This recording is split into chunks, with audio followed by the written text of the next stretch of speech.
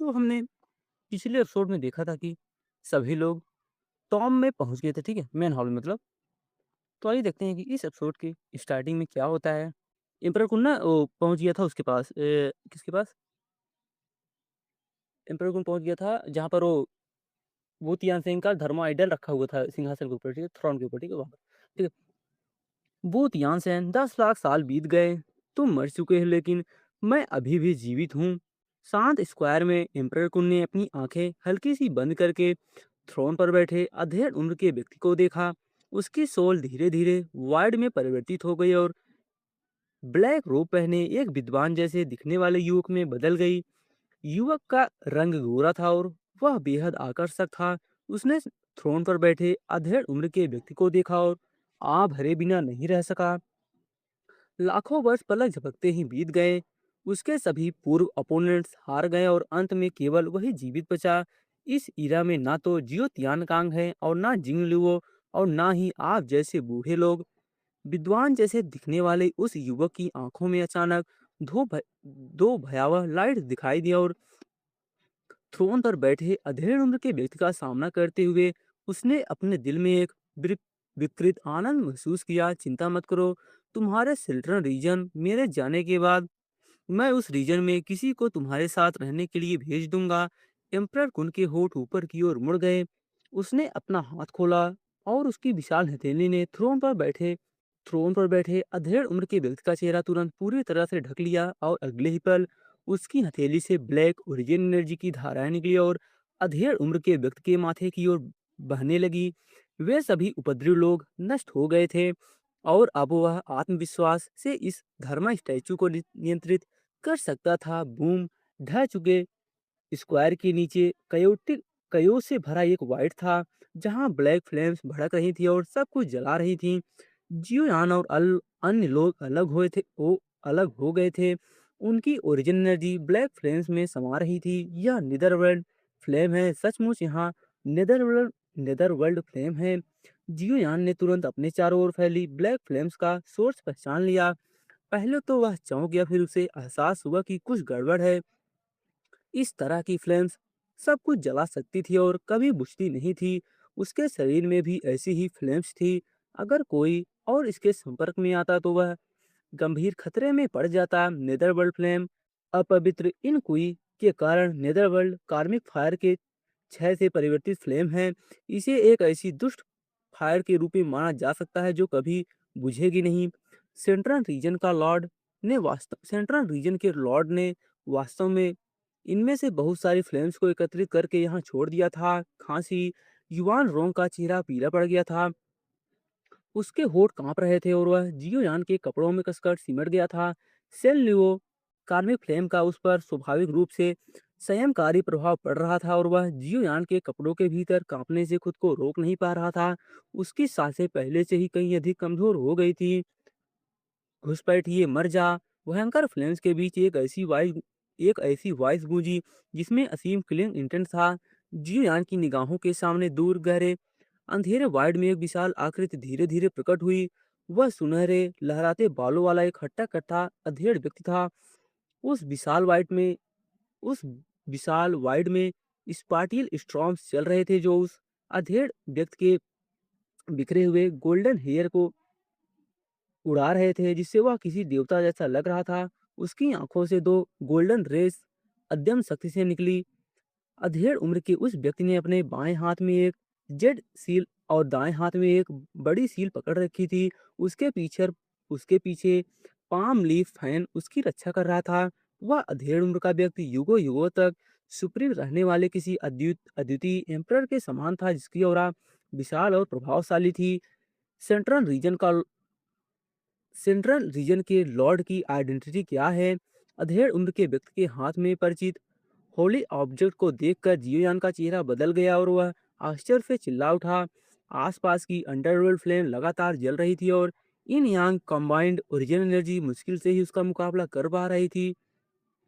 अचानक प्रकट हुए सेंट्रल रीजन के लॉर्ड का सामना करते हुए जियोयान की आंखों में तीव्र चमक आ गई और वह बचने का रास्ता सोचने लगा। डोमेन लॉर्ड का अवतार अभी भी बाहर है। यदि यह एम्परर कुन के नियंत्रण में आ जाता है तो इसके परिणाम अकल्पनीय होंगे। भनभनाहट। अधेड़ उम्र के उस व्यक्ति के चेहरे पर कोई भाव नहीं था। अपनी बाईं उंगली के हल्के से स्पर्श से उसने मानो वाइड को ढहा दिया। एंसेस्ट्रल ड्रैगन सील अंतरिक्ष में फैलते हुए सीधे जियान के सिर के ऊपर आ गिरी। वह अदम्य पावर से नीचे गिरी और पूरे वाइड में घातक भावना भर गई। इतनी दूर आ जाने के बाद जियोयान का पीछे हटना स्वाभाविक नहीं था। उसने थ्री एम्परर फ्लेम्स गरजते हुए निकाली और अंदर अंडरवर्ल्ड फ्लेम का सामना करते हुए पीछे हटने के बजाय आगे बढ़ा और बिना किसी संकोच के एक जोरदार मुक्के से गिरते हुए एंसेस्ट्रल ड्रैगन सील का सामना किया और सीधे उस विशाल सील से भिड़ गया। बूम। वाइड कांप उठा और उसमें दरारें पड़ गईं। जैसे ही जियोयान का शरीर वाइड से बाहर निकला, अंडरवर्ल्ड फ्लेम एक लीच की तरह उसका पीछा कर रही थी। उसकी फिजिकल स्ट्रेंथ सेंट लेवल अटैक्स को भी बेसर करने के लिए पर्याप्त थी। इस प्रहार का एक अप्रत्याशित प्रभाव भी हुआ। एंसेस्ट्रल ड्रैगन सील की सतह पर एक अस्पष्ट दरार दिखाई दी।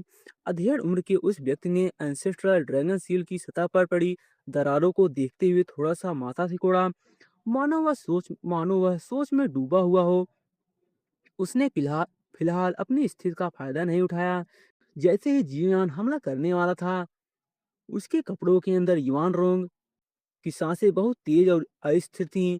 हालांकि अंडरवर्ल्ड फ्लेम की निरंतर धारा से उसे तत्काल कोई डेंजर नहीं था, लेकिन युआन रोंग के लिए यह बेहद हानिकारक था। हमें यहाँ से निकलना होगा। बहुत खूब।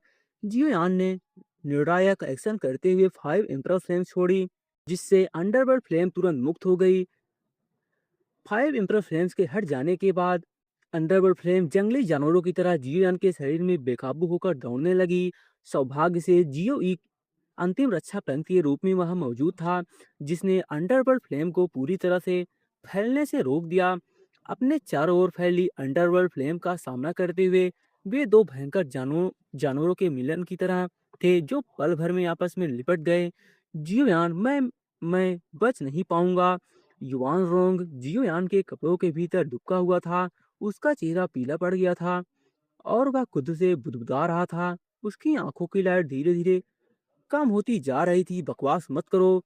जियोयान ने दांत पीस लिए। वह वह महसूस कर सकता था कि उस नन्हे जीव की लाइफ फोर्स तेजी से कम हो रही है। चिंतित होकर उसने अपनी सुरक्षा की परवाह न करते हुए अपनी सारी ओरिजिन एनर्जी को झोंक दिया और सेन लुओ कार्मिक फायर के साथ मिलकर अपने चारों ओर मंडरा रही काली फ्लेम्स का लगातार मुकाबला करने लगा। युआन रोंग ने अपने होठ कसकर दबाए और उसकी तेज सांसें धीरे धीरे शांत हो गई। उसने अपना सिर हिलाने की कोशिश की और वह कुछ कहना चाहता था, लेकिन उसका गला बैठ गया था और वह एक भी वर्ड नहीं बोल पा रहा था। बूम। जैसे जैसे अंडरवर्ल्ड फ्लेम बिखरती गई, जियान की ओरिजिन एनर्जी भी तेजी से क्षीण होती गई। दूर खड़ा अधेड़ व्यक्ति मानो जागृत हो गया और उसकी भावहीन निगाहें एंसेस्ट्रल ड्रैगन सील से हटकर वापस जियोयान पर टिक गईं। पुकारना। दाहिना हाथ फैलाए हुए रेडियंट हेमन सील एक विशाल माउंटेन की तरह दहाड़ते हुए नीचे आई, मानो युगों को कुचल सकती हो। इसकी पावर एंसेस्ट्रल ड्रैगन सील से कहीं अधिक थी। जियोयान पीछे नहीं हटा। जैसे ही ब्लैक फ्लेम्स पूरी तरह से शांत हुई, वह आगे बढ़ा। उसकी मुट्ठियां ड्रैगन की तरह थी और एक बार फिर वह रेडियंट हेमन सील से टकरा गईं। धड़ाम। जियोयान का शरीर अनियंत्रित रूप से पीछे की ओर उड़ गया। उसकी फिस्ट से गोल्डन ब्लड बहने लगा और स्काई में स्थित रेडियंट हेमन सील जोर से कांप उठी और एंसेस्ट्रल ड्रैगन सील पर मौजूद दरारें एंसेस्ट्रल ड्रैगन सील पर मौजूद दरारों से भी कहीं अधिक स्पष्ट दरारें लगभग पूरी सतह पर फैल गई। जियोयान हाँफ रहा था। इससे पहले कि वह कुछ कर पाता, सेनलुओ ई फायर, जिसने सेनलुओ कार्य फायर को नष्ट कर दिया था, दहाड़ते हुए बिना किसी हिचकिचाहट के उसकी ओर बढ़ी और सीधे जियोयान के शरीर में प्रवेश कर गई। मतलब जियोयान के पास जो है ना, वो है सेनलुओ कार्य फायर, ठीक है, जो जो उसको डिंग चेंग युआन ने रिफाइन करके दिया था, ठीक है। और जो ये स्क्वायर के नीचे है वो है सेनलुओ ई फायर, मतलब ये जो जिसका पहले जियोयान जो पाया था शुरू शुरू में, वही फायर मतलब ये वाला है, लेकिन जियोयान के पास शुद्ध वाला है इस टाइम पे, और ये वाला वही पहले वाला है, ठीक है। सेनलुओ कार्मी फ्लेम को नष्ट कर दिया और दहाड़ते हुए बिना किसी हिचकिचाहट के उसकी ओर बढ़ी और सीधे जियान के शरीर में प्रवेश कर गई। पल भर में मानो फ्लेम्स में घिरी हुई बर्निंग टेक्निक अनियंत्रित रूप से काम करने लगी और इस स्थिति में अंडरवर्ल्ड कार्मिक फायर को भस्म कर देने लगी। कार्मिक फायर उसके शरीर में प्रवेश कर गई और अब उसे दबाना असंभव था। एक उग्र जानवर की तरह यह तेजी से उसके ऑर्गन्स और बोन्स में फैल गई। जियोयान ने धीमी सी धाड़ मारी और दर्द से कराहते हुए सिकुड़ गया। उफ! जियोयान की आंखें लाल हो गई थी और उसका चेहरा थोड़ा विकृत हो गया था। उसके शरीर में 5 इम्पल्स फ्लेम्स उग्र रूप से उमड़ रही थी जो सेन लुओ कार्मिक फायर को पुनः दबाने का प्रयास कर रही थी। हालांकि उसने सेन लुओ कार्मिक फायर को पुनः प्राप्त कर लिया था, लेकिन वह केवल 5 डायरेक्शंस बाउंड्री सेपरेशन एरे पर ही निर्भर था, जिससे वह इम्पल्स फ्लेम्स के माध्यम से इसे दबा सकता था।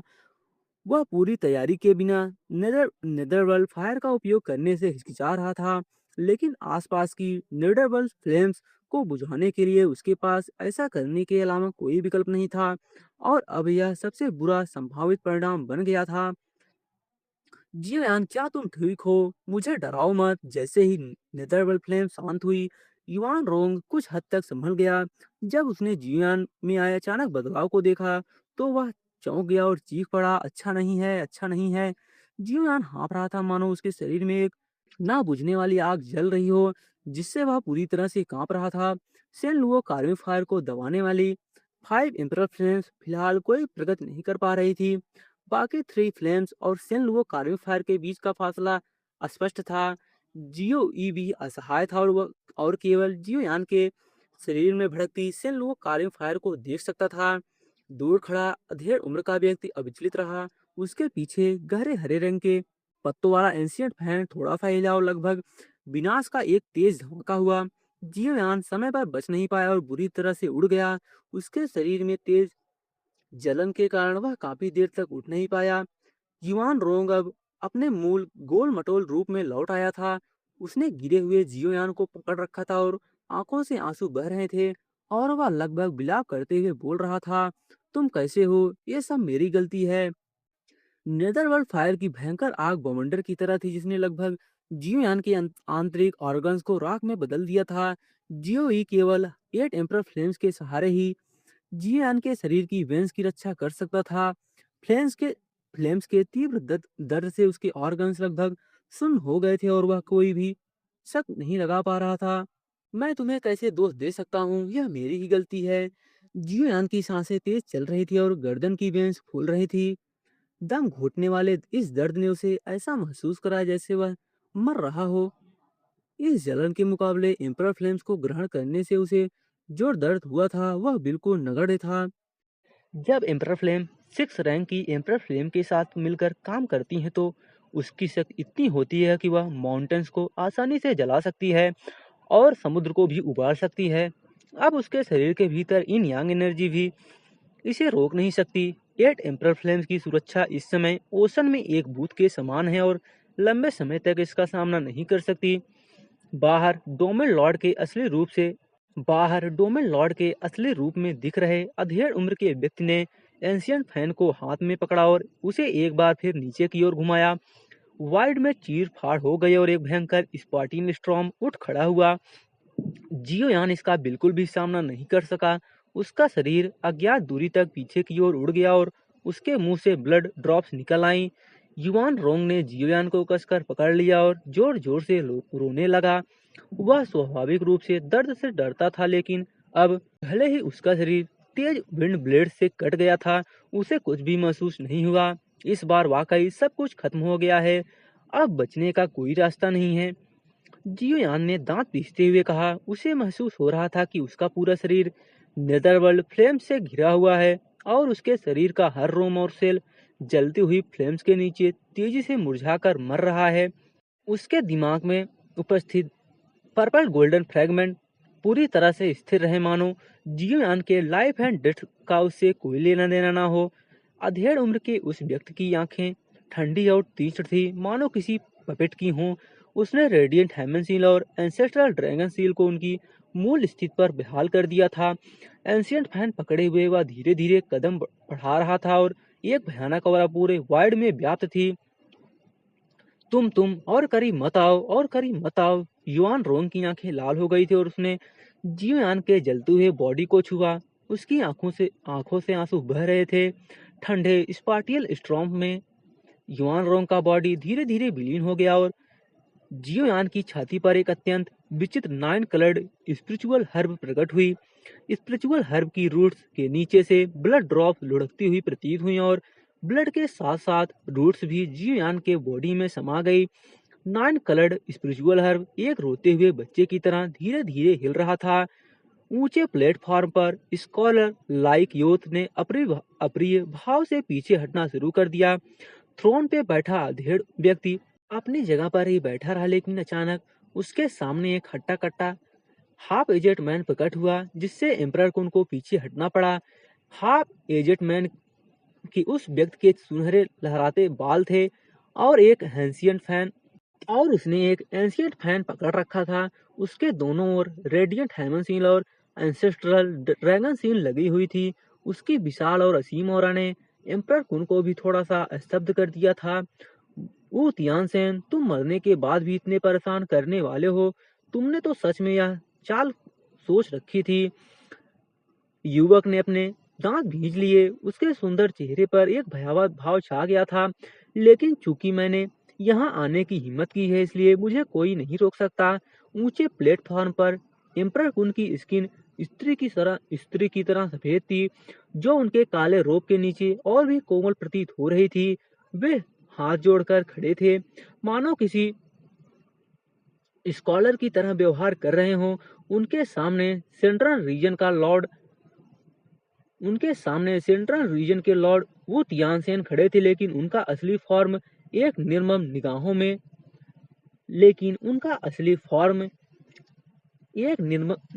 निगाहों से उनके पीछे थ्रोन पर विराजमान धर्मा स्टैचू की रक्षा कर रहा था। तायांग माउंटेन का वह आदमी भले ही परेशान करने वाला हो, लेकिन वह काफी काबिल भी है। जिन लोगों को उसने पसंद किया है, वे शायद इस युग के सबसे असाधारण लोग हैं। दुर्भाग्य से वे सब यही मरेंगे, चाहे तुम अपने जुनून के कारण कोई कदम उठाओ या नहीं। तुम इस तथ्य को नहीं बदल सकते कि यह युग विनाश की ओर अग्रसर है। वो तियानसेन के जुनूनी वास्तविक फॉर्म का सामना करते हुए एम्परर गुन के फेस पर मौजूद क्रोध गायब हो गया और उसकी मुस्कान भी कुछ हद तक सहज हो गई। अगर तुम जिंदा होते तो बहुत दुखी होते। जिस वर्ड की रक्षा के लिए तुमने अपनी जान जोखिम में डाली, वह अंततः हमारे हाथों में आने वाली है। मैं सचमुच तुम्हारे फेस पर निराशा का भाव देखना चाहता हूँ। जब वह बोल रहा था, एम्परर कुन ने तुरंत कोई हरकत नहीं की। वह धीरे धीरे पीछे हट गया और उसके फेस पर मुस्कान थी। तुम्हारा जुनून ज्यादा देर तक नहीं टिकेगा। यह मेरे हस्तक्षेप के बिना ही अपने आप खत्म हो जाएगा। जैसे ही एम्परर कुन सीढ़ियों से नीचे उतरा, ऊंचे प्लेटफॉर्म पर विराजमान डोमेन लॉर्ड की ऑरा धीरे धीरे फीकी पड़ने लगी। यह वो तियानसेन का अंतिम जुनून, समझ रहे हो, सोल फ्रैगमेंट, ठीक है। जैसे उनका था ई तियानचेन, जो उनको जियोन का फर्स्ट मास्टर थे ना, जब ये ग्रेट वर्ल्ड में आया था, ठीक है। ई तियानचेन जैसे था, वैसे ही इसका वू तियानसेन का वो सोल प्रिंट है, ठीक है, जो थ्रोन पर विराजमान धर्मा स्टैचू की रक्षा के लिए रूपांतरित किया गया था। यह अधिक समय तक नहीं टिक सका और एम्परर कुन ने इसे एक नजर में ही पहचान लिया। नेदर वर्ल्ड फ्लेम के नीचे जियांगयू को छोड़कर, जो मुश्किल से खुद को संभाल पाया, बाकी सब शायद राख हो चुके होंगे। चीली, तुमने जो भी तरीके अपनाए वे अंततः मेरे सामने बेकार साबित हुए। अंधकार और शीतकाल से भरे उस कयोटिक वाइड में जियोयान बिना सांस लिए चुपचाप लेटा हुआ था। फिर भी उसका बॉडी असामान्य रूप से गर्म था, जिससे आसपास का वाइड झुलसा देने वाला हो गया था। उसके चारों ओर कभी कभी उठने वाले भयानक व्हाइट फ्लेम्स के कारण स्पेस के कुछ हिस्से चुपचाप टूट रहे थे, जो धीरे धीरे फिर से जुड़ जाते थे। जियोयान के पेट में 9 कलर्ड स्पिरिचुअल हर्ब जड़ पकड़कर उसके बॉडी में प्रवेश कर गई। ऐसा प्रतीत होता था मानो उसकी रूट्स से उसमें ब्लड प्रवाहित हो रहा हो। कभी कभार आने वाले भयंकर स्ट्रॉम में वह धीरे धीरे हिलती थी। हर बार हिलने पर स्पिरिचुअल हर्ब का कलर थोड़ा फीका पड़ जा रहा था। स्विस जियोयान के बॉडी के भीतर एक कुलड्रॉन जैसी स्थिति थी, जिसमें एक गहरी व्हाइट फ्लेम बेकाबू होकर जल रही थी। जियो ई ने 8 एम्परर फ्लेम्स का प्रयोग करते हुए जियोयान के हर्ट को पूरी शक्ति से जियोयान के हर्ट की पूरी शक्ति से रक्षा की। उसके बॉडी के भीतर का बाकी हिस्सा पहले ही सेन लुओ कार्मिक फायर से बुरी तरह से घिर चुका था और वह खुद भी इसके खिलाफ कुछ करने में असमर्थ था। घूमती हुई हल्की व्हाइट फ्लेम्स के बीच रूट्स जैसी कोई चीज चुपचाप उसके बॉडी में घुस गई। इन रूट्स से चमकीले ब्लड ड्रॉप्स टपक रहे थे जो धीरे धीरे फ्लेम्स में समाकर उन्हें तुरंत जला रहे थे। लेकिन जैसे ही ब्लड गायब हुआ, एक शक्तिशाली ऑरा फैलती हुई प्रतीत हुई जो जियोयान के ऑर्गन्स और बोन्स की ओर बढ़ रही थी। जियो ई का फेस एकदम पीला पड़ गया। सेन लुओ कार्मिक फायर की शक्ति जियोयान की 8 एम्परर फ्लेम्स की सहन शक्ति से कहीं अधिक थी। भयानक ताप वेव्स एक के बाद एक उठती रही जिससे उसे असहनीय पीड़ा हुई। उसे पता नहीं था कि कितना समय बीत चुका है, लेकिन उसकी सांसें लगभग रुक चुकी थी और उसकी दृष्टि धुंधली हो गई थी। स्विस अचानक बिखरे हुए चमकदार ब्लड की ओर ताजी हवा की तरह पूरे क्षेत्र में फैल गई। जियो ई की नाक थोड़ी फड़क उठी और फिर उसकी आंखें चमक उठी और उसने गहरी सांस लेना शुरू कर दिया। कुछ ही देर में उसमें खड़े होने की शक्ति आ गई। बढ़ती हुई शक्तिशाली ऑरा को महसूस करते हुए उसके फेस पर आश्चर्य और संदेह के साथ साथ आंखों में खुशी की झलक भी दिखाई दी। कम से कम उसके पास जियोयान के हर्ट की रक्षा करने की पर्याप्त शक्ति तो थी। 9 कलर्ड स्पिरिचुअल हर्ब के कलर धीरे धीरे फीके पड़ते गए, मानो उसका सारा एसेंस जियोयान के बॉडी में समा गया हो। उसके फेस का दर्द कम हो गया और धीरे धीरे उसके ऑर्गन्स की जकड़न दूर हो गई। उसका बॉडी जो किसी कुलड्रोन की तरह जल रहा था धीरे धीरे लचीला हो गया। जियोयान के शरीर के भीतर 9 कलर्ड स्पिरिचुअल हर्ब की रूट्स उसके ऑर्गन्स और बोन्स को जकड़ चुकी थी और चमकीला ब्लड धीरे धीरे उसमें प्रवाहित होकर उसे नई एनर्जी प्रदान कर रहा था। ऐसा प्रतीत होता था मानो इसने जियोयान के बॉडी को एक पूर्णता नई शक्ति प्रदान कर दी हो और सेन लुओ कार्मिक फायर की निवारक शक्ति अचानक कम हो गई। बूम! उस डेसोलेट कायोटिक वाइड में अचानक जियोयान के बॉडी से सेन लुओ कार्मिक फायर का प्रज्वलन हुआ और वह पूरी तरह से सी ऑफ फायर में समा गया। हालांकि उसके पेट में मौजूद 9 कलर्ड स्पिरिचुअल हर्ब से सुरक्षित होने के कारण सेन लुओ कार्मिक फायर उसे जरा भी नुकसान नहीं पहुंचा सकी। विशाल और असीम फ्लेम्स बिना हवा के प्रज्वलित हुई और जियोयान कोल्ड्रोन में रखी पील की तरह सेन लुओ कार्मिक फायर के जलने को सह गया। जियोयान के बॉडी के भीतर जैसे ही सेन लुओ कार्मिक फायर का प्रज्वलन हुआ, जियो ई अंततः बाहर आने में सक्षम हुआ और उसने तुरंत जियोयान की हर वेन और ऑर्गन की जांच की। जब उसने देखा कि वे सभी अक्षुण्ण हैं तो वह आश्चर्यचकित रह गया। लेकिन उसके छोटे से फेस पर परमानंद की झलक भी दिखाई दी।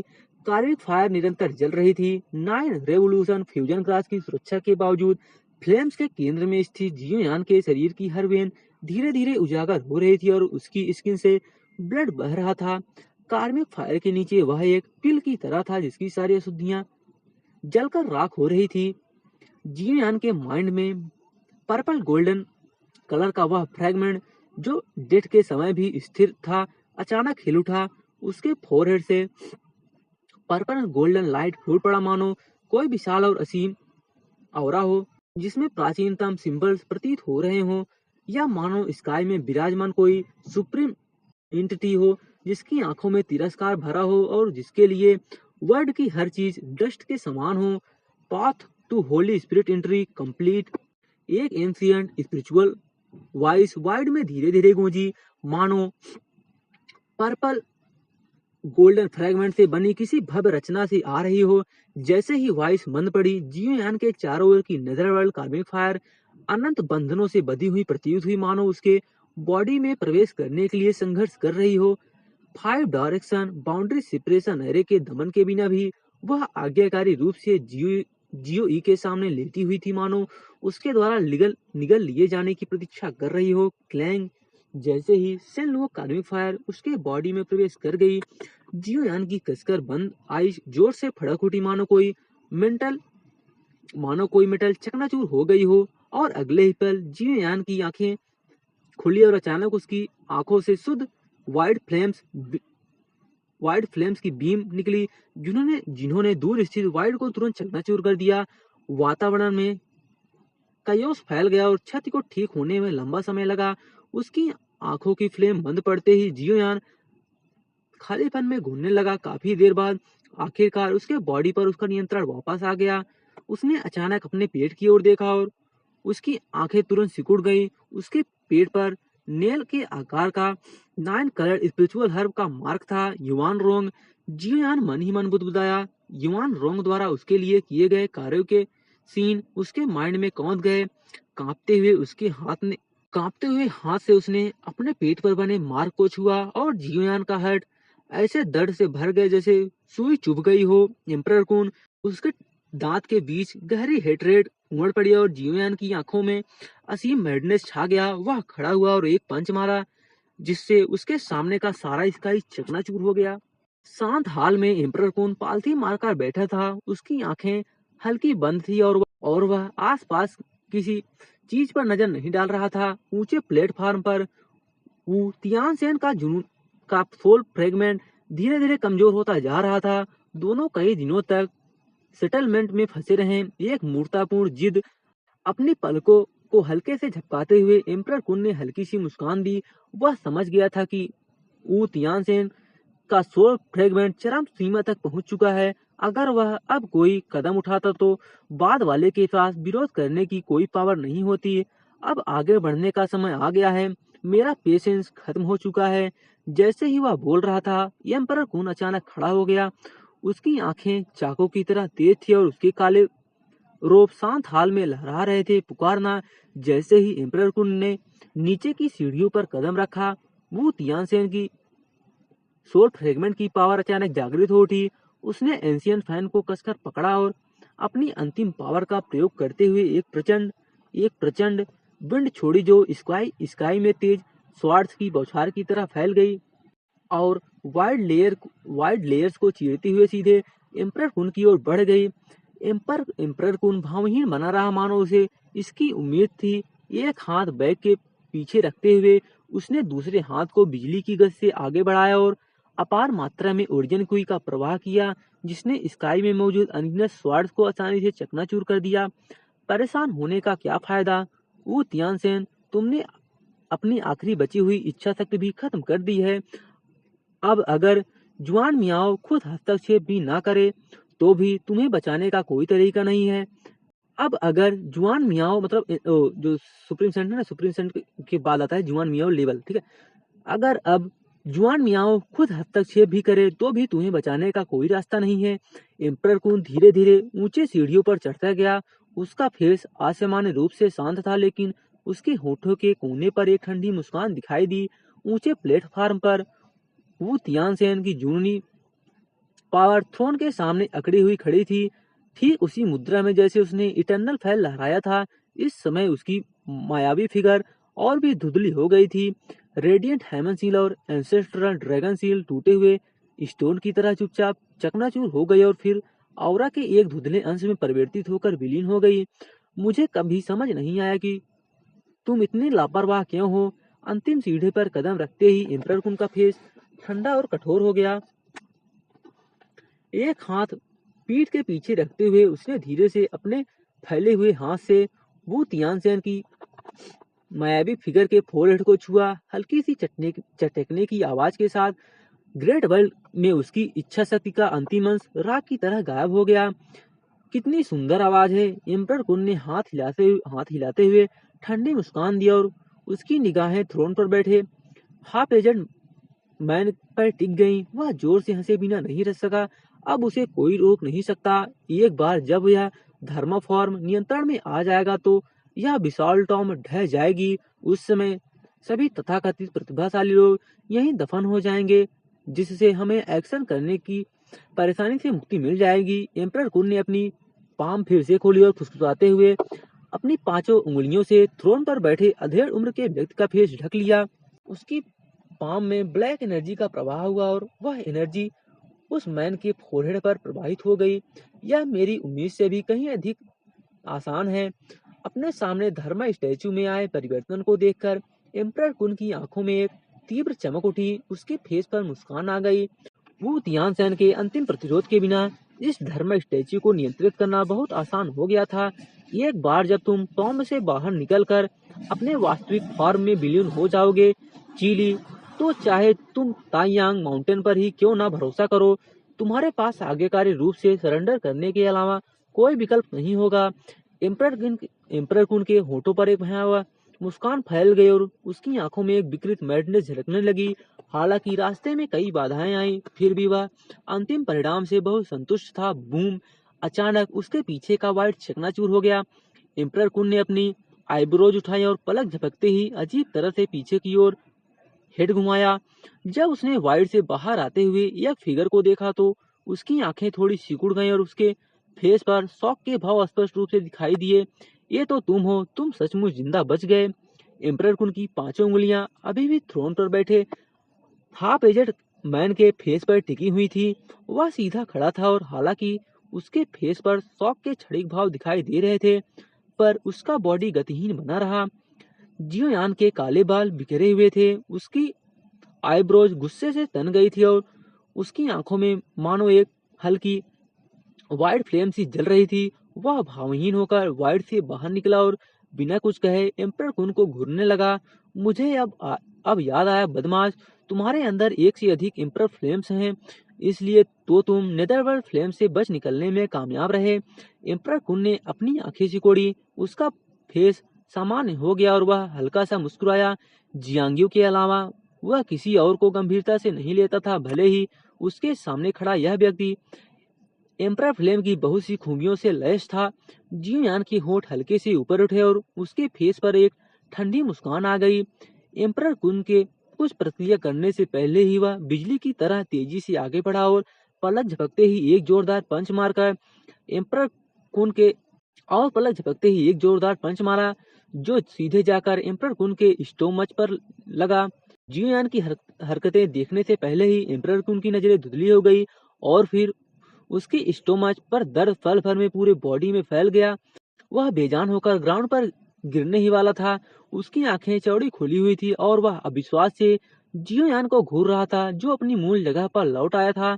जियोयान भावहीन बना रहा, मानो वह शुरू से अंत तक बिल्कुल भी ना हिला हो। तुम हाँफते हुए एम्परर को सीधा खड़ा हुआ और भय से भरी आंखों से जियोयान को घूरने लगा। उस क्षण उसे अपने सामने खड़े युवक द्वारा प्रकट की गई पावर का स्पष्ट एहसास हुआ। आप वास्तव में पाथ ऑफ होली स्पिरिट को पार कर चुके हैं और पीक ऑफ इल्यूजनरी सेंट रिलीरम पर पहुंच चुके हैं। मतलब 9 स्टेज होता है ना, उसको 9 स्टेज की पीक पे है, ठीक है। एम्परर कुन ने दांत भींच लिए और धीरे धीरे और सोच समझकर बोला, मानो उसका स्टोमच फटने वाला हो। इतने सालों में उसने कभी ऐसा दर्द महसूस नहीं किया था। यह सब आपकी वजह से ही संभव हो पाया है। जियोयान का चेहरा भावहीन था, लेकिन उसने गहरी आवाज में कहा, उसकी आंखों में जानलेवा इंटेंट भरा हुआ था। एम्परर कुन, तुम्हारी मौत करीब है, मैं तुम्हें कभी नहीं छोड़ूंगा। हाँ हाँ, तुम्हें लगता है कि तुम मुझे जाने दोगे? यह सुनकर एम्परर कुन ने उपहास करते हुए कहा, तुम खुद को बहुत बड़ा समझते हो। तुम अभी तक सुप्रीम सेंट रीलम तक भी नहीं पहुंचे हो, फिर भी ऐसी बातें कहने की हिम्मत करते हो। बूम! जैसे ही उसने बोलना समाप्त किया, एम्परर कुन ने अचानक अपना एक हाथ फैलाया और उसकी पाम से एक ब्लैक तेज लाइट निकली। यह लाइट मृत्यु के एक गहरे क्लॉक में लिपटी हुई थी, जिसने लगभग व्हाइट को चीर डाला और पलक झपकते ही जियोयान को निगल गया। ढह चुके स्क्वायर में एक तेज लाइट फैली, जिससे डेब्रिस बिखर गया और स्क्वायर के चारों ओर खड़े ऊंचे स्टोन पिलर्स जोर से कांपने लगे। पूरे स्क्वायर में मौत का साया छा गया और जियोयान बिना किसी निशान के गायब हो गया। सिर्फ एक कोरी बकवास, कुछ खास नहीं। अपनी फिगर्स में हल्की सी कंपनी के साथ एम्परर कुन हंसा और बोला। उसके शब्द पूरे होने से पहले ही ढह चुके स्क्वायर के बीचों बीच बिखरे स्टोन्स के बीच से जियोयान एक बार फिर प्रकट हुआ। इस बार उसके हाथ में दो बेहोश लोग थे। बेहोश जुआन कियानकुई और थर्ड प्रिंस को ग्राउंड पर फेंकने के बाद जियोयान की ठंडी निगाहें एम्परर कुन पर वापस आ गई। एम्परर कुन के फेस पर दिख रही ज्वार धीरे धीरे जम गई और उसकी जगह एक शौक सा छा गया, एक उपद्रवी पर्सन। दांत पीसते हुए एम्परर कुन का फेस उदास था और वह थोड़ा इरिटेशन भी महसूस कर रहा था। जब उसकी दृष्टि थ्रोन पर बैठे हाफ एजेंट मैन पर पड़ी तो उसके फेस पर एक ठंडी स्माइल आ गई। उसे सफल होने में बस थोड़ा ही टाइम लगेगा। अपने फटे पुराने रोप को फाड़ते हुए जियोयान के स्टोमच पर नेल शेप्ड स्पिरिचुअल हर मार्क था। युआन रोंग द्वारा छोड़ा गया एकमात्र मार्क। स्क्वायर के नीचे मौजूद वाइड में उसने केवल जुआन कियान को और थर्ड प्रिंस को बचाया।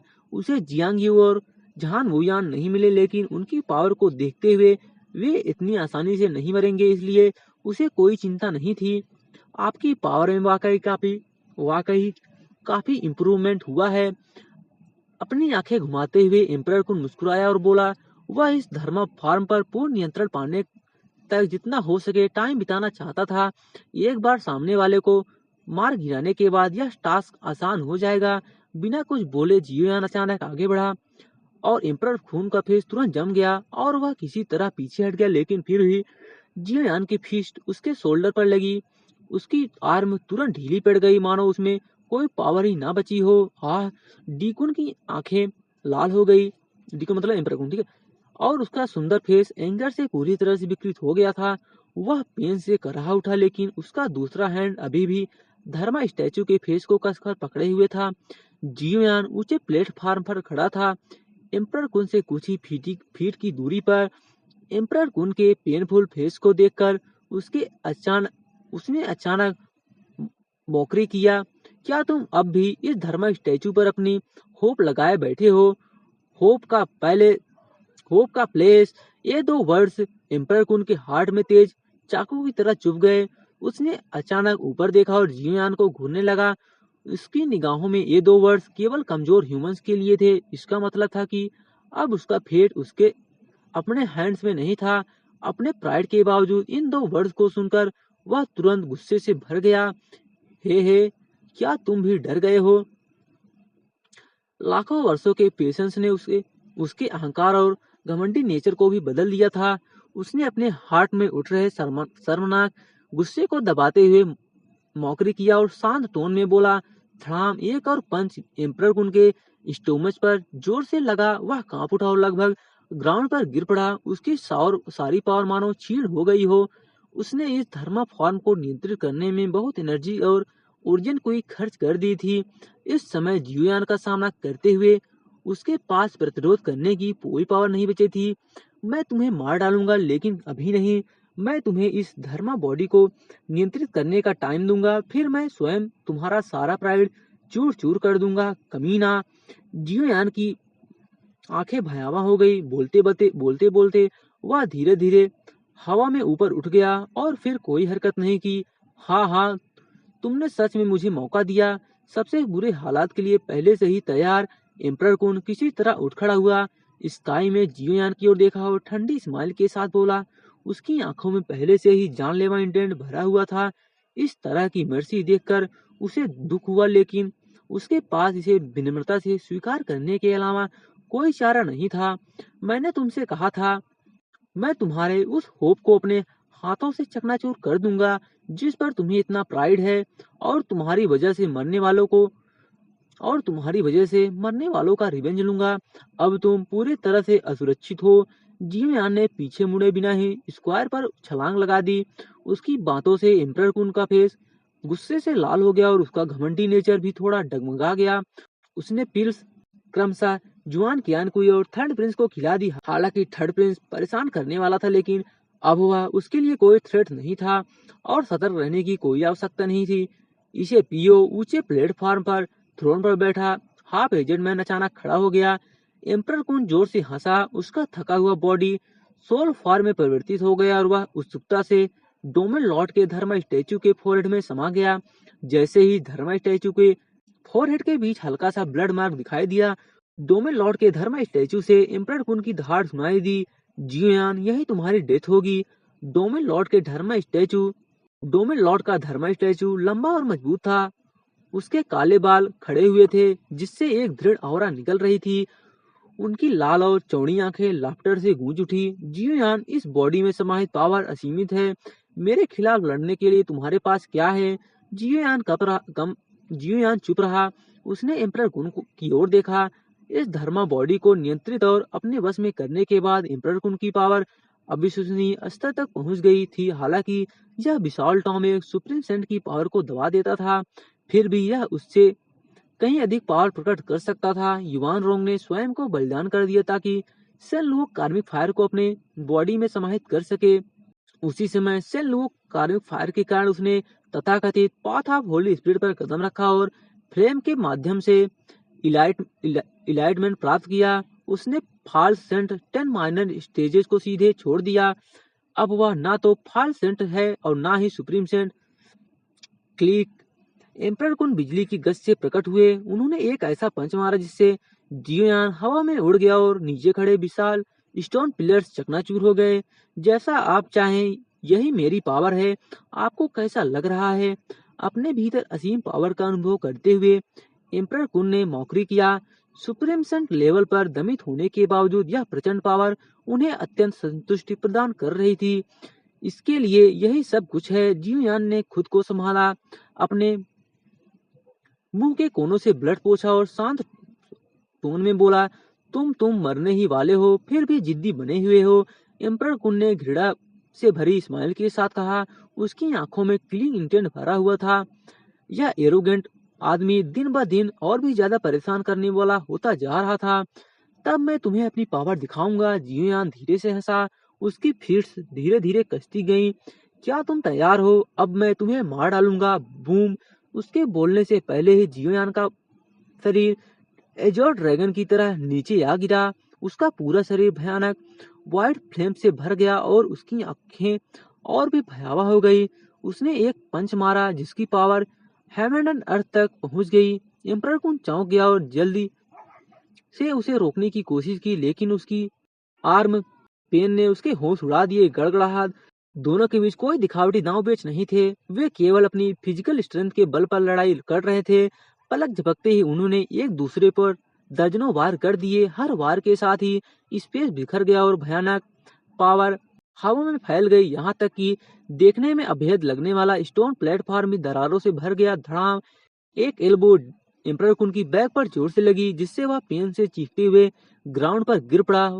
वह पलक झपकते ही उठ खड़ा हुआ और उसकी आंखों में एंगर भरा हुआ था और वह अपने ऊपर खड़े जियोयान को घूर रहा था। अपनी असली एबिलिटीज दिखाओ। अगर तुम्हारे पास बस इतना ही है तो यह बेहद निराशाजनक है। जियोयान की आंखें बर्फीली ठंडी थी और उसकी किलिंग इंटेंट एक ठोस फोर्स की तरह उमड़ रही थी। वह वाइड में खड़ा था। उसका पूरा शरीर एक हल्की वाइड फ्लेम से घिरे हुआ था, जिससे किसी के लिए भी सीधे उसकी ओर देखना असंभव था। तुम्हारी हिम्मत कैसी हुई सेखी भगाड़ने की? मैं तुम्हें दिखाऊंगा कि असली डर क्या होता है। एम्परर कुन ने दांत पीसते हुए अपने माइंड में विचारों की बाढ़ ला दी। वह दहाड़ा और उसका बॉडी पल भर में विशाल हो गया। उसके बॉडी से विनाशकारी डेथ वेव्स निकली और अगले ही पल वह बिजली की तरह आगे बढ़ा। उसकी पांचों उंगलियां पाम में फैल गई और स्काई में व्याप्त ओरिजिन कोई चकाचौंध कर देने वाली हो गई थी। उसने जियोयान की चेस्ट पर प्रहार किया और उसकी रिब्स टूटने की साउंड सुनाई दी। एम्परर कुन के कुछ प्रतिक्रिया कहने से पहले ही पीछे की ओर उड़ रहा जियोयान अचानक टेलीपोर्टेशन की तरह उसके पीछे प्रकट हो गया। उसने फीस्ट भींचकर एम्परर कुन की बैक पर जोर से प्रहार किया। एम्परर कुन कांप उठा और नीचे गिर पड़ा और बड़ी मुश्किल से वह हवा में फिर से खड़ा हो पाया। सिचुएशन टेक्निक तेजी से फैल गई, जिससे उसके बॉडी के ऊंस ठीक हो गए। जियोयान की आईब्रोज तन गई। उसने सिचुएशन टेक्निक का प्रयोग किया और तुरंत एम्परर कुन के ऊपर प्रकट हो गया, मतलब पावर टेक्निक, ठीक है। उसने पावर टेक्निक का प्रयोग किया, तुरंत एम्परर कुन के ऊपर प्रकट हो गए। फीस्ट भींचकर उसने एक बार फिर से प्रहार किया। एजोर ड्रैगन टेक्निक एक क्रोधित एंसेस्ट्रल ड्रैगन की तरह लगातार दहाड़ रही थी और एक विशाल माउंटेन की तरह नीचे की ओर दबाव डालती हुई ठीक एम्परर कुन पर जा टकराई। एम्परर कुन ने ब्लड उगला, जिससे आसपास का स्काई खून से सन गया। टकराना। जियोयान ने बहुत सारा अटैक्स किया और लगभग एम्परर कुन को पराजित कर दिया। उसने इन यांग स्क्रोल की सभी पावर्स का प्रयोग किया, जो निसंदेह उसके हैंड्स में और भी अधिक शक्तिशाली हो गई थी। इन और यांग के संयोजन और एनर्जी के सही पॉइंट पर होने के कारण उसका प्रत्येक अटैक एम्परर कुन पर सटेक लगा। बूम। स्काई को चीरती हुई एक तेज स्वॉर्ड की तरह इन यांग प्रिमोडियल एनर्जी से उत्पन्न विभिन्न फॉरबिडन टेक्निक्स जियोयान के हैंड्स में विकसित हो रही थी। एम्परर कुन के काले बाल बेतहासा उड़ रहे थे और उसके हर एक बाल खड़े थे और वह आंखें फाड़कर अटैक से बच रहा था। उसके शक्तिशाली बॉडी में ब्लैक ब्लड उमड़ रहा था, मानो उसमें अद्वितीय डेमोनिक पावर समाहित हो, जिससे एक जबरदस्त ऑरा निकल रही थी। जियो यान के लगातार अटैक्स का सामना करते हुए वह बार बार दहाड़ रहा था और चीख रहा था। क्लैंग एम्परर कुन ने अपनी 10 फिंगर्स फैलाई। उनके निकुले नेल्स खून से लाल स्वाड की तरह लग रहे थे, जो हैमरन अर्थ को चकनाचूर कर सकते थे। प्रत्येक नाखून वाइड को भेदते हुए एक घातक ऑरा के साथ बाहर निकल रहा था, जो स्ट्रॉम की तरह सीधे जियोयान की ओर इशारा कर रहा था। जियोयान के ब्लड और एनर्जी में तीव्र उछाल आया, लेकिन उसकी आंखों ने फिर से अपना संयम बनाए रखा। एम्परर कुन के दृढ़ प्रतिवाद का सामना करते हुए उसका फेस गंभीर था। उसकी फीस्ट पर एक भयानक व्हाइट लाइट चमक उठी, जिससे वाइड विकृत हो गया और पलक झपकते ही उसने दर्जनों पंचेस बरसा दिए। क्लैंग क्लैंग क्लैंग, धात की एक तीखी और कसकर साउंड गूंजी, मानो अनगिनत मेटल पीसेस चकनाचूर हो गई हों, जिससे कान बहरे हो गए। दसों तेज नाखून जैसे रेड कलर की लंबी स्वार्ड चकनाचूर हो गई, जबकि जियोयान के फीस्ट पर केवल कुछ मामूली मार्क ही दिखाई दिए। बूम! चकनाचूर रेड स्वार्ड की तरह चकनाचूर रेड स्वार्ड के पूरी तरह गायब होने से पहले ही दूर से डेमोनिक एनर्जी का एक भयानक फ्लो उठा। उस डेमोनिक एनर्जी के भीतर अरबों इविल स्पिरिट्स की रोर्स की तरह अंतहीन रूप से शोकपूर्ण स्क्रीम्स गूंज रही थी।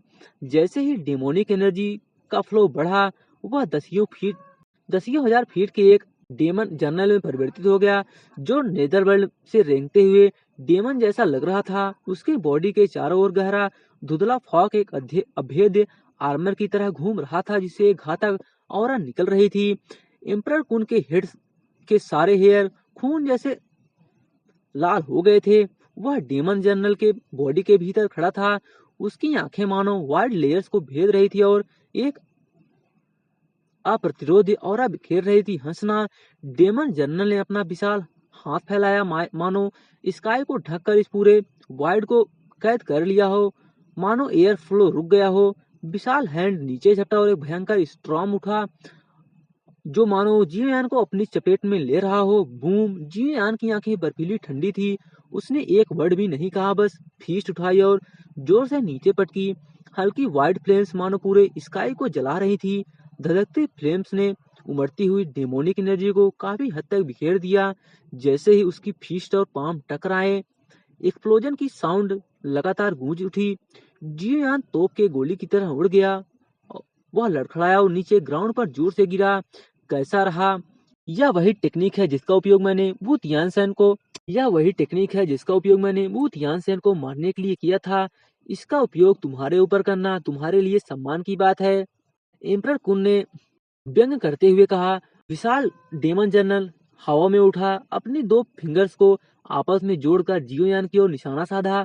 पलक झपकते ही उसकी फिंगर से ब्लैक लाइट बीम की एक रे निकली, जो चुपचाप वाइड को चीरती हुई लगभग उसमें विलीन हो गई। यह नंगी आंखों से अदृश्य थी।